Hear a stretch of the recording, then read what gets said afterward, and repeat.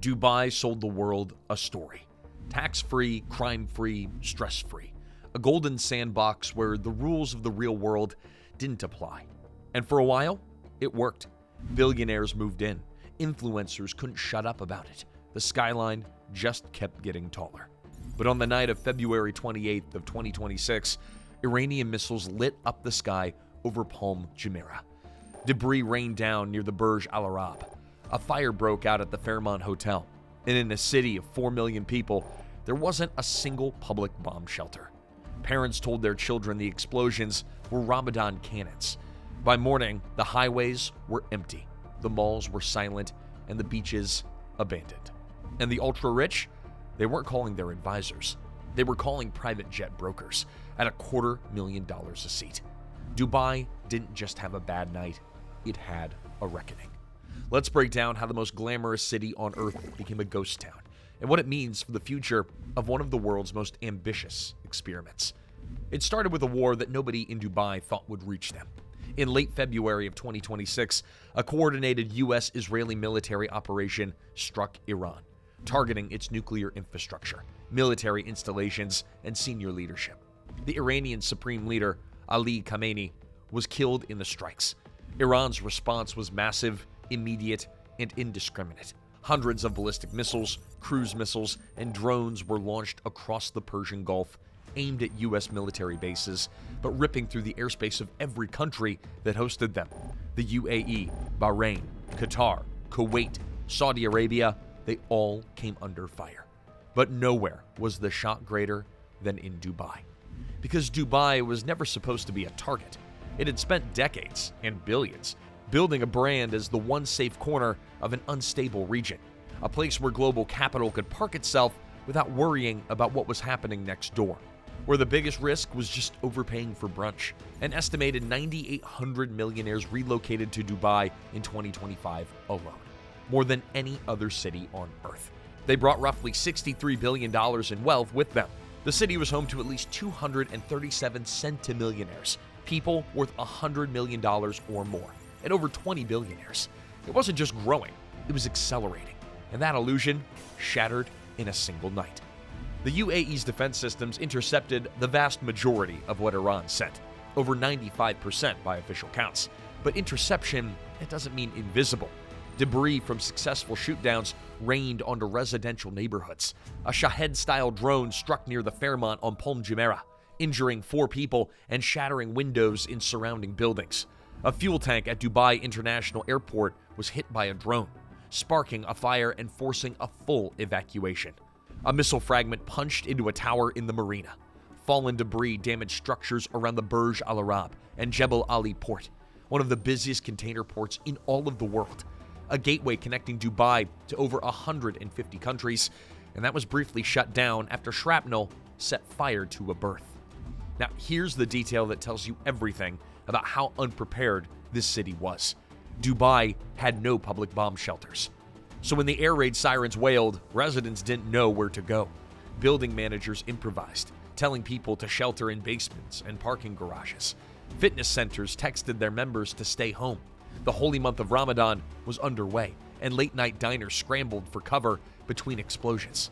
Some parents, desperate to keep their children calm, told them the booming sounds overhead were just the traditional Ramadan cannons, the ones that signal that the evening fast is over. That might be the single most haunting detail of this entire story. A city so focused on projecting perfection that even during a missile attack, the instinct was to pretend that it was something festive. By the morning of March 1st, something even more striking had happened. Dubai, a city engineered to be loud, moving, and alive around the clock, had gone completely still. One CNN videographer in nearby Abu Dhabi described it in 2 words: COVID days. Quiet, sunny, birds chirping, no sounds of traffic or planes flying overhead. Sheikh Zayed Road, one of the busiest urban highways in all of the world, a 12-lane artery that usually pulses with Lamborghinis and construction trucks, was nearly empty. The JBR beach strip, normally packed with tourists and joggers, looked post-apocalyptic. Luxury beach clubs sat vacant. Hotels whispered where they used to roar. The Dubai Mall, a complex that draws 80 million visitors a year, was a cavern. Social media filled with one eerie refrain: it feels like lockdown again. One Western reporter noted that the empty palm-fringed beaches and the silent financial district looked like a scene from a disaster film. Except this was real. But this wasn't a lockdown. No government had ordered anyone to stay inside. People weren't sheltering. They were leaving. And the speed of it was something that Dubai had never experienced. Within hours, commercial flights out of the UAE were full. Airlines began halting service as airports partially closed under threat. Private jet brokers reported demand unlike anything in the industry's history. Flights that normally cost a few tens of thousands of dollars were going for hundreds of thousands. One family reportedly paid over $350,000 to charter a jet from Oman to Europe. A one-way charter from Dubai to Istanbul tripled to over $90,000. And for those who couldn't fly, well, taxi drivers were charging up to $2,000 for a 300-mile desert drive to Muscat, Oman, the only nearby overland exit still open. And foreign governments move fast. On March 2nd, the U.S. State Department formally directed Americans to, quote, immediately depart the UAE using any available commercial travel. Australia and the EU issued similar warnings within hours. And then came the corporate exodus, quieter than private jets, but far, far more consequential. Citigroup and Standard Chartered told their Dubai International Financial Center teams to leave the office and work from home until further notice. Goldman Sachs evacuated staff. Major banks, consultancies, and tech firms pulled key employees. The ICD Brookfield Tower, a landmark skyscraper that houses BlackRock, Bank of America, JP Morgan, and BNP Paribas, stood largely empty. Dale Buckner, CEO of security firm Global Guardian and a former Green Beret, said that by early March his firm had 7 corporate clients, large finance and consulting firms, looking to evacuate between 1,000 and 3,000 employees each. Everyone has realized the Iranians were successfully targeting 5-star hotels and airports at scale, he said. Over 37,000 flights were canceled in the weeks that followed. Emirates Airlines, the crown jewel of Dubai's global connectivity, reported a 40% drop in passengers. Dubai International Airport was operating at roughly 70% of its capacity. But amid all the chaos, the private jets, the traffic jams to Oman, the corporate evacuations, one detail cut through the noise and revealed something uncomfortable about what Dubai really is. Thousands of pets were abandoned. Dogs tied to lampposts without food or water. Kittens were left in cardboard boxes outside overflowing shelters. Some owners called veterinarians and asked them to euthanize perfectly healthy animals because the paperwork to transport a pet was too complicated and the flights were too full. Rescue organizations like Canine Friends Dubai and Dubai Street Kitties said that they were completely overwhelmed. One volunteer reported receiving 27 emergency messages in a single day. Shelters that were already at capacity and had to turn animals away. The RSPCA in the UK warned that pets of fleeing British nationals were becoming the hidden victims of the conflict.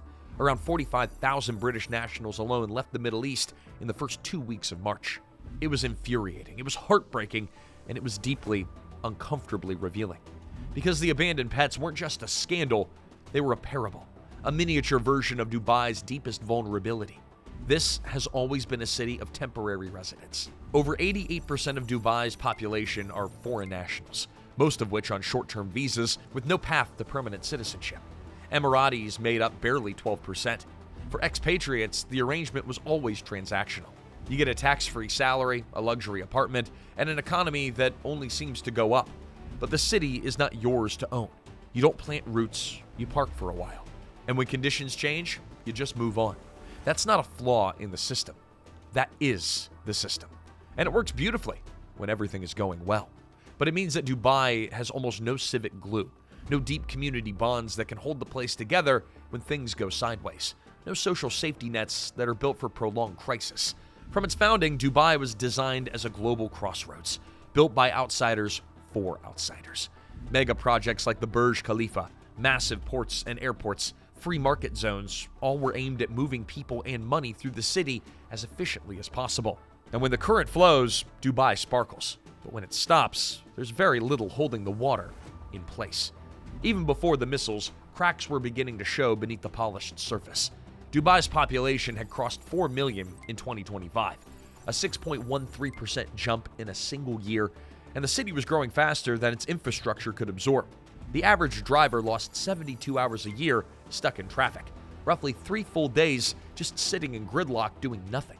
That puts Dubai among the most congested cities on the entire planet. One prominent Emirati lawyer, Habib al-Mullah, broke with convention in December 2024 by publicly calling out the government, warning that congestion is among pressing issues in Dubai and demanding immediate solutions. Hotels were stretched by record visitor numbers. Utilities groaned under demand. Public transit trains were overloaded. One city planner told analysts bluntly that Dubai had grown faster than it could absorb.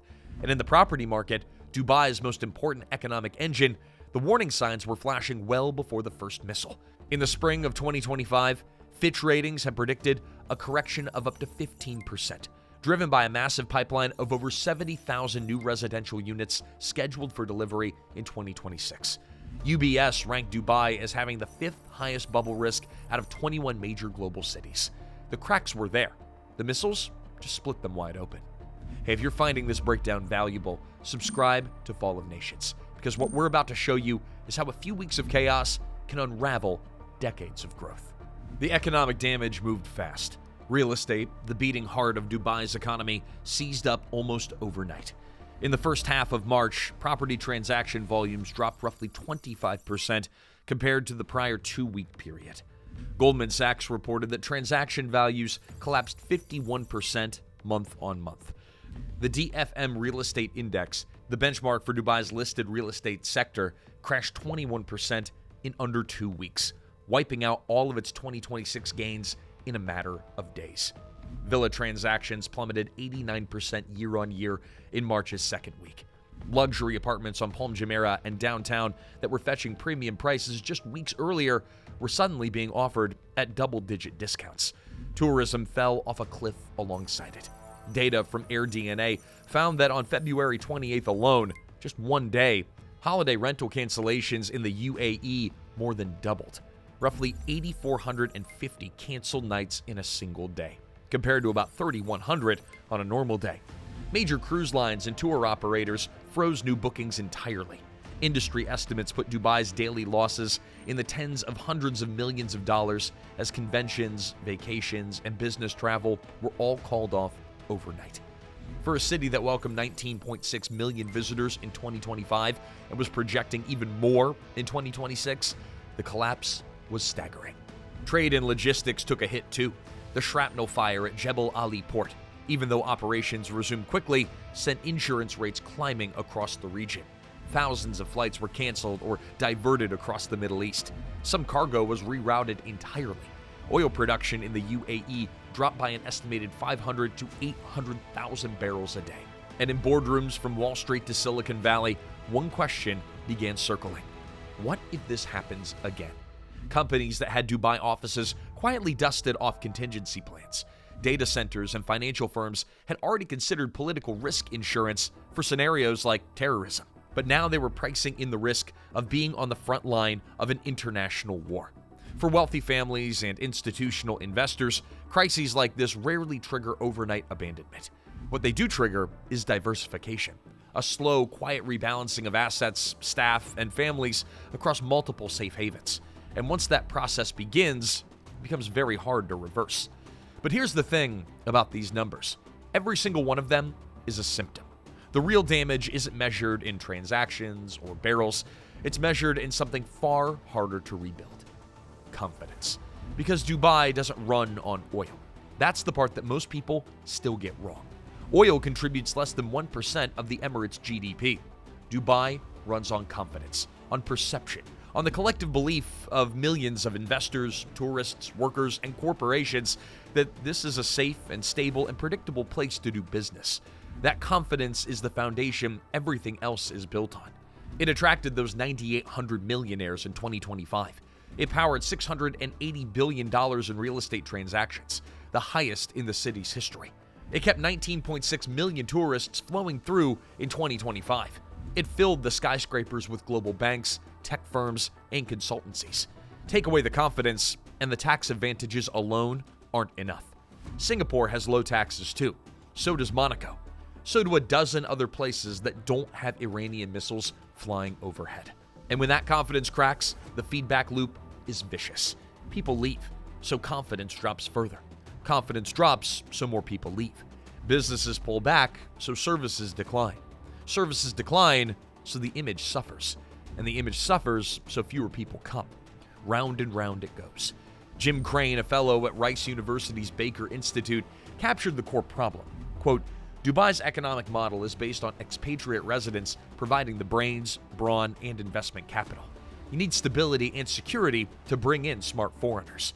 And Marko Kolanovic, former chief strategist at JP Morgan, went further, warning that what's happening in the UAE could be catastrophic and could, quote, send shockwaves globally. Bloomberg drew a pointed comparison to Hong Kong's 2022 exodus, when strict COVID lockdown policies triggered a mass departure of bankers, lawyers, and professionals that took years to reverse. Dubai, they suggested, could be staring at the same trajectory. So, is this the end? Well, not necessarily. If there's one thing that Dubai has proven, it's that this city knows how to come back from the edge. In 2008, a global real estate crash overwhelmed the emirate. Dubai's debt had been restructured with Abu Dhabi's help. Commentators declared the experiment was over. By 2012, the economy started accelerating again. In 2020, COVID emptied the skyscrapers and grounded all the flights. Dubai's population dropped roughly 8 to 9% as expats fled. Tourism evaporated. The same headlines appeared. The end of Dubai. A few years later, new all-time highs across the board. Property, tourism, population, investment, record after record. Each time, the skeptics said the dream was dead. And each time, they were wrong. And the structural advantages haven't vanished overnight. Zero income tax, world-class infrastructure, a business and legal environment more open than almost anywhere else in the region. The ultra-rich are mobile by nature, maintaining homes, passports, and accounts across a dozen countries. Sheltering in London or Singapore for a few months doesn't mean a permanent goodbye. And here's a key detail the panic headlines often miss. 87% of Dubai property purchases in 2025 were cash transactions. No leverage, no over-leveraged banks teetering on margin calls, no forced liquidation cascades like '09. The systemic floor isn't going to collapse the way that it did last time. But here's where the crisis might actually be different from anything that Dubai has survived before. Every previous shock was either global, hitting everyone equally, or self-inflicted and fixable. A real estate bubble can be deflated. A pandemic can pass. But this is a regional war, and it's still happening. The UAE has intercepted over 430 ballistic missiles and nearly 2,000 drones since February 28th. 12 people have been killed, 188 injured from 29 different nationalities. There's no ceasefire. There is no end date. And the way that UAE authorities have responded hasn't exactly helped. 21 people have been arrested in Dubai alone for posting videos of explosions online, charged under cybercrime laws that prohibit filming or sharing images of missile impact sites. 45 more were arrested in Abu Dhabi, in a city that built its brand on openness and modernity. A crackdown on information, that's a dangerous signal. It tells the global audience that protecting the image matters more than telling the truth. And for a system that runs entirely on perception, that's pretty corrosive. Recovery from a crisis is one thing. Rebuilding trust after people realize the promise was always conditional, that's something else entirely. Cities don't become ghost cities because of a single disaster. They become ghost cities when people quietly stop choosing them, when calculation shifts, when the risk starts to outweigh the reward. And one by one, the people who built the place decide to build their lives somewhere else. Already, articles are appearing in the global press touting alternatives. Singapore as the new Dubai, Malta, Lisbon, Georgia's capital, Tbilisi. Tax advisors are telling fleeing British nationals to avoid going home because returning to the UK would trigger tax residency. And instead, they set up in third countries. The machinery of relocation is already spinning. And once that machinery starts, it builds momentum of its own. Dubai was built on belief. The idea that a strip of desert can become the most desirable address on Earth. Not through history or culture, but through sheer ambition and money. For decades, that belief held. It held through a financial crisis, a pandemic, a regional Cold War. It held through every warning sign and every skeptic's prediction. But belief is the most fragile foundation there is. And what March 2026 exposed is a question that Dubai never wanted to face. What holds this place together when the promise breaks? We're watching that in real time. So what do you think? Will Dubai bounce back again like it always has? Or has something fundamentally changed this time? Let us know in the comments, and if you found this valuable, subscribe to Fall of Nations. We break down the forces reshaping the global order, one story at a time.